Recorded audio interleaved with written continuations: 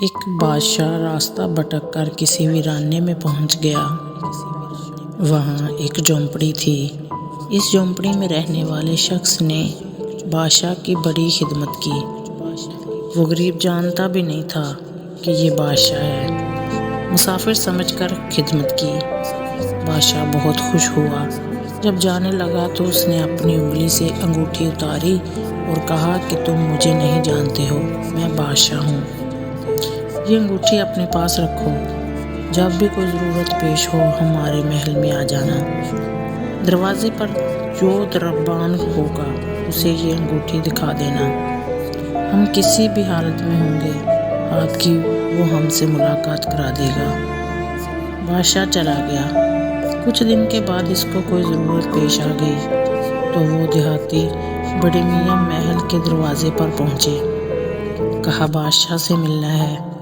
دربار نے اوپر سے نیچے تک اسے دیکھا۔ اس کی کیا اوقات ہے بادشاہ سے ملنے کی؟ کہنے لگا نہیں مل سکتے۔ یہ کہنا تھا۔ دیہاتی شخص نے پھر وہ انگوٹھی دکھائی۔ اب جب دربار نے دیکھا تو آنکھیں پھٹی کی پھٹی رہ گئیں۔ یہ بادشاہ کی مہر لگانے والی انگوٹھی تھی، آپ کے پاس کیسے آئی؟ بادشاہ کا حکم تھا کہ یہ انگوٹھی جو لے کر آئے گا ہم جس بھی حالت میں ہوں گے اسے ہمارے پاس پہنچا دیا جائے۔ چنانچہ دربار نے اسے ساتھ لے کر بادشاہ کے ایک خاص کمرے تک گیا اور دروازہ کھولا ہوا تھا۔ اندر داخل ہوئے تو دیکھا کہ بادشاہ نماز پڑھ رہے ہیں۔ اس کے بعد بادشاہ نے دعا کے لیے اپنے ہاتھ اٹھائے۔ اس کی نظر جب بادشاہ پہ پڑی تو وہ وہاں سے واپس چلا گیا۔ محل سے باہر جانے لگا۔ دربار نے کہا مل تو لو، کہا اب نہیں ملنا، میں جس کام سے آیا تھا وہ ہو گیا، واپس جانا ہے۔ تھوڑی دور چلا۔